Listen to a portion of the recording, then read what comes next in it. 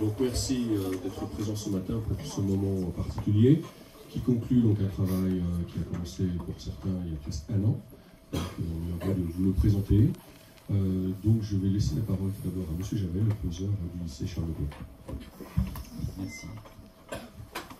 Madame l'inspectrice, Monsieur le directeur des archives départementales de la Côte d'Or, Monsieur le directeur de l'Office national des anciens combattants et victimes de guerre de Côte d'Or, Monsieur le président du comité dijonnais du souvenir français, Monsieur le responsable du site du judaïsme d'Alsace et de Lorraine, Mesdames et Messieurs les descendants des familles de déportés, chers collègues professeurs, chers élèves. Les portes de l'enfer sont ouvertes, écrivait en mai 1945 le journaliste américain John Berkeley. Inutile de préciser ce à quoi il faisait allusion. Nous tous, ici réunis, nous avons, à un moment ou à un autre de notre vie, expérimenté cette impression de porte ouverte de l'enfer, que ce soit par le témoignage de membres de nos familles, par la visite des camps, par l'étude de l'histoire.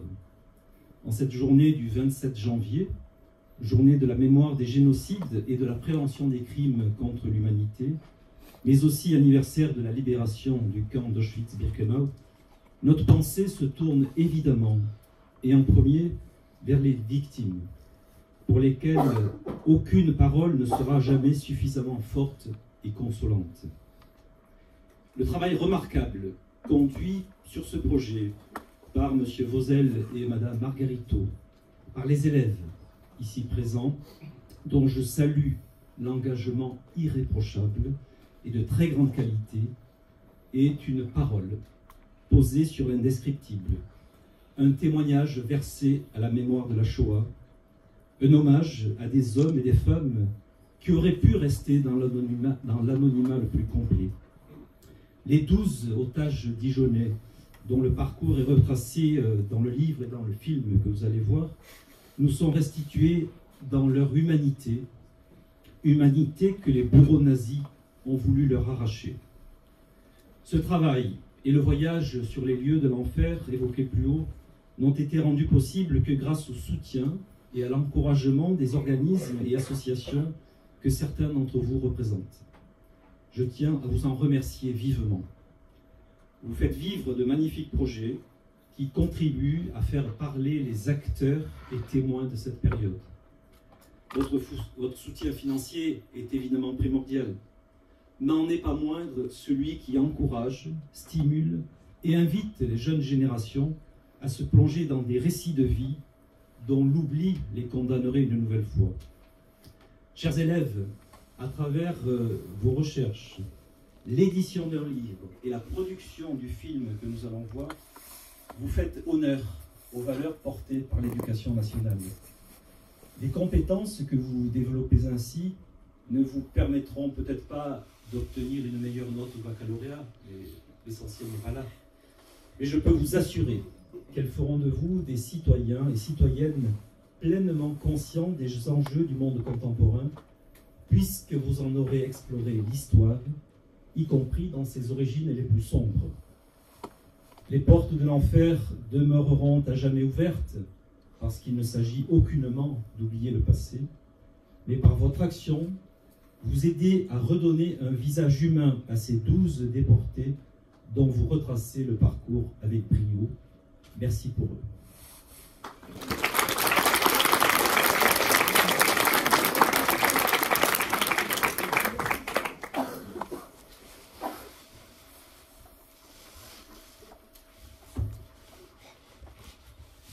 Qui s'applique tout à fait au projet que nous avons mené avec nos chers élèves.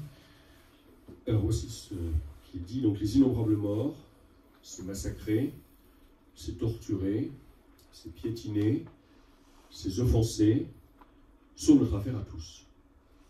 Qui en parlerait si nous n'en parlions pas? Qui même y penserait?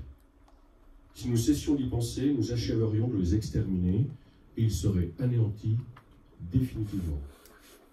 Les morts dépendent entièrement de notre fidélité.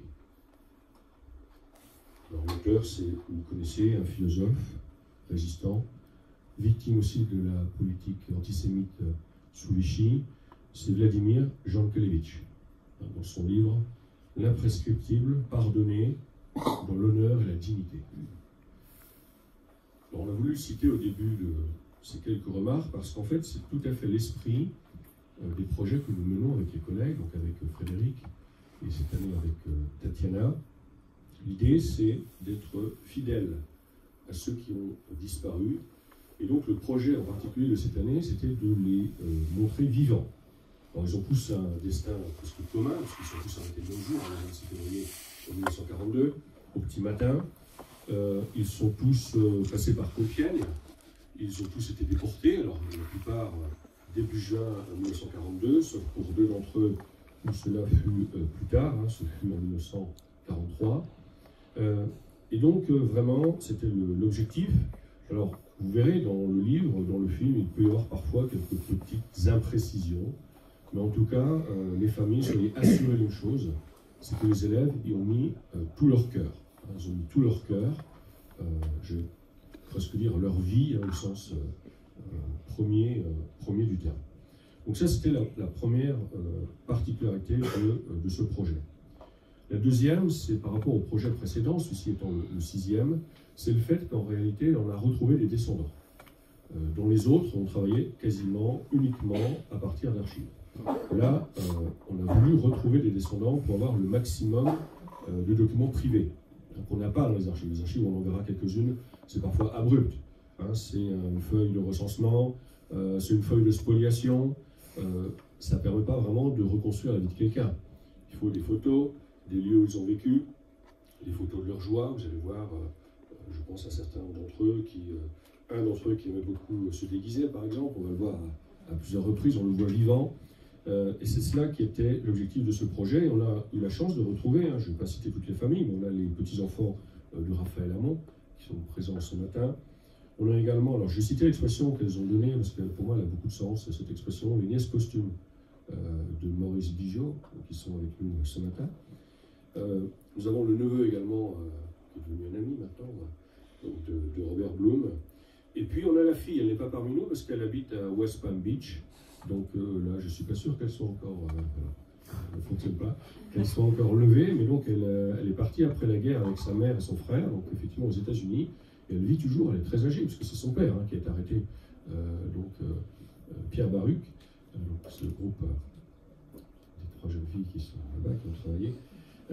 Donc elle a donné des documents aussi qu'on n'aurait jamais eu dans des archives. Et puis aussi, bien sûr, Nicole, je ne la vois plus, voilà, Meurteret, que j'ai la chance de rencontrer et de mettre en l'honneur, c'est Malo qui l'a fait donc, avec Adrien Favry, qui a mis en honneur donc, Roger Latrophe. Je remercie aussi Michel Roté, donc, qui nous a donné des documents sur Jacques-Roger Liechtenstein. Donc on voit ici un studio Roger. C'est lui qui a ces documents originaux, il a permis de débloquer certaines situations. Donc ça, c'était le deuxième point. Je vais être concis sur vous. Le troisième point que je voulais souligner, c'est la qualité du groupe qui nous a suivis. On a fait travailler, parfois durement ou pas, je ne sais pas. Mais en tout cas, on voulait qu'ils produisent des choses de qualité.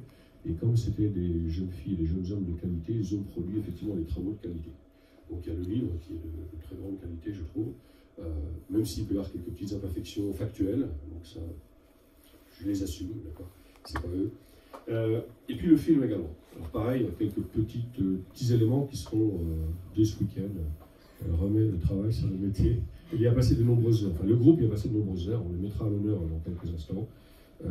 Donc je voulais vraiment souligner la qualité de ce groupe, leur qualité humaine également, parce qu'on a fait le voyage de travail de mémoire donc, et d'histoire en Pologne. Et vraiment, on a eu avec nous, et avant et après, parce que j'en ai quelques-uns, pas beaucoup en cours, c'est un plaisir d'échanger avec eux sur le plan intellectuel, mais également humain, principalement. Alors, je les remercie. Donc, ça me mène à l'avant-dernier point. Donc, quand je pense à eux, j'ai un terme, c'est le mot fierté, au sens plein du terme, effectivement. Et Madame Margarito, Frédéric et Tatiana s'associent. On est vraiment très fiers de tout ce qu'ils ont fait. Moi, je remercie également les collègues. Frédéric, qui est là depuis le début, Tatiana, on a eu le plaisir d'avoir avec nous. qu'on aimerait le ramener. Donc, des événements, non pas indépendants de sa volonté, feront que ce ne sera pas possible. Je vais en profiter aussi, on ne le fait jamais, mais je remercie la direction, Alain Picard et M. Javel, parce que nous rendent comme une chose facile sur un plan technique, aussi bien pour ce matin qu'avant. L'aspect matériel aussi compte, et donc ils sont toujours présents, toujours à l'écoute. Madame Boutani aussi, qui nous soutient toujours, donc on la remercie vivement. Les familles qui nous ont fait confiance, en prêtant leurs documents. J'envoie des fois des messages personnels. Vraiment, ça nous a beaucoup touchés. Les élèves ont vraiment pu voir l'humanité de tous ces hommes qui ont été arrêtés le 26 février 1942. Et je remercie aussi Philippe Collot, parce que ça fait 10 ans qu'il nous soutient. Donc à chaque fois, et ce qui est intéressant avec lui, c'est que c'est à l'ancienne. Une poignée de main, un oui, ça suffit. Bon, après, on sait qu'il nous soutiendra. Et lui, il sait aussi qu'on va faire une restitution. On n'est pas juste on prend l'argent, on s'en va.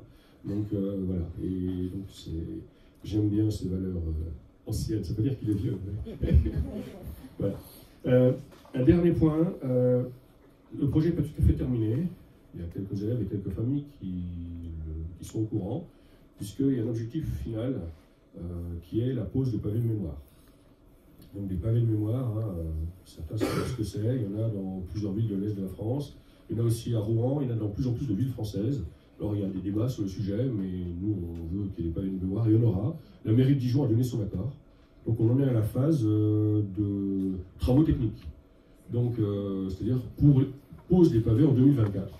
Donc j'explique concrètement pour ceux qui ne sont pas au courant, mais on trouve ça sur internet, vous tapez pavé de mémoire. Donc l'idée c'est devant l'endroit où a vécu, donc rue du Bourg, il y aura un pavé avec le nom, les dates de Raphaël Armand. Rue de la Liberté, il y aura Jacques-Roger Lichtenstein. Donc en plus c'est que des lieux, rue Berbizet, il y aura effectivement Robert Blum, etc., etc. Maurice Bigiot, place Barbe. S'il n'y a pas de veto, parce qu'après tout...